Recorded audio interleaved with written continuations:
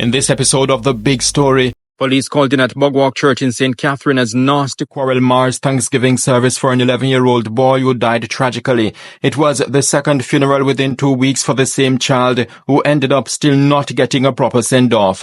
Even though the controversy and the confusion, I know my nephew is resting in peace right now, and he's smiling down and looking at his family. The funeral home, whose blunder left the bereaved family in a nightmare, is being accused of squandering a second chance it got to get things right.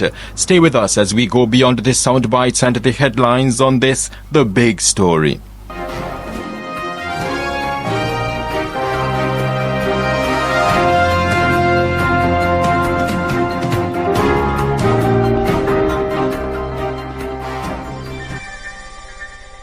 O'Brien Gooden reportedly drowned at Bogwalk in St. Catherine on December 27, 2023, less than 3 weeks before his 12th birthday. His relatives came together to host a proper burial, which initially was set for Saturday, February 17. When the body was brought to the church for the Thanksgiving service on that first occasion, relatives started raising concern, claiming that the body was not that of their relative O'Brien.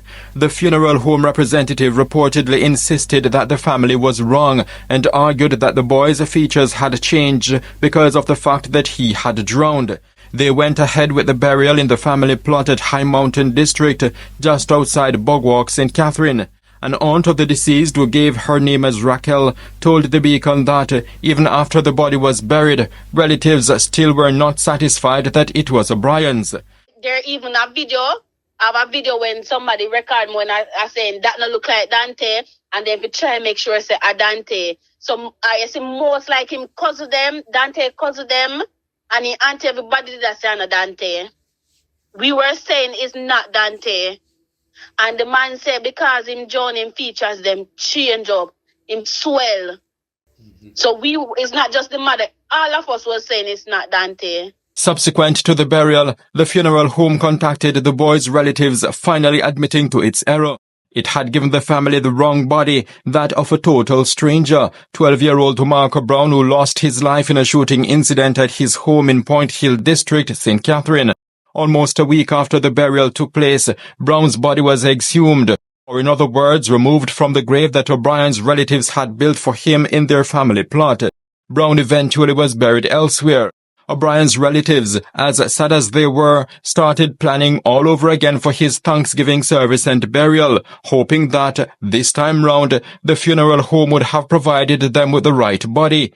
The second Thanksgiving service was set for Saturday, March 2, at the Oneness Apostolic Assembly of Jesus Christ, located in Bogwalk. The body was brought to the church, and yes, it was O'Brien's this time round. But before the Thanksgiving service even started, pandemonium broke out, as different groups that had gathered at the church squared off verbally with each other.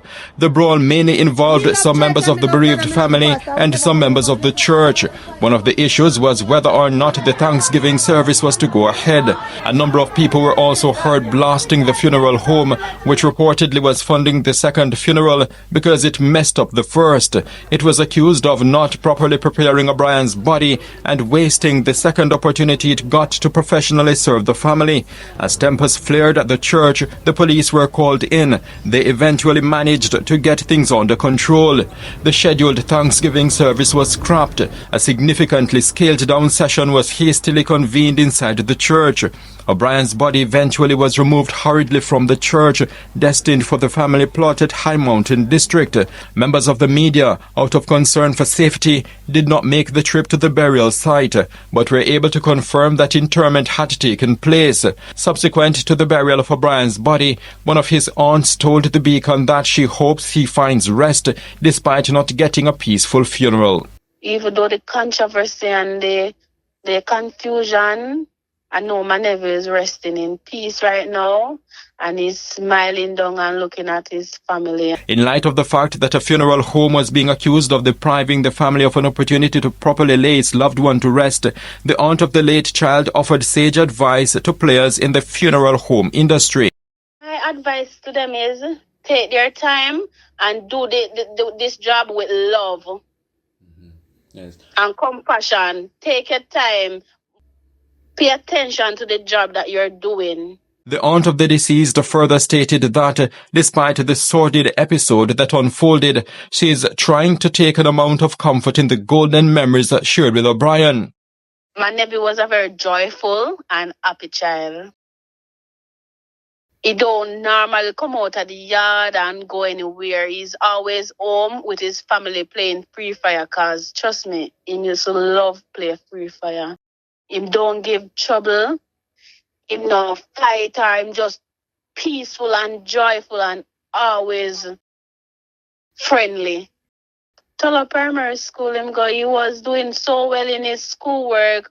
He was supposed to graduate this year, do his PEP exam and graduate this year to the school of his choice, but that didn't get to happen. He usually like to play football at school. Him love play football overall. And his dream just cut short. May his soul rest in peace. The aunt added that many lessons were learnt in the burial ordeal, but unity is perhaps the greatest of them all. Whenever it's close to funeral or on the day of funeral, check and find features that match your relative. And a next thing, and a big point, whenever there's a death in a family, please everyone work as one. And don't let, because of a death, ruin a family. Reporting from Bogwalk in St. Catherine, this is the Jamaica Beacon.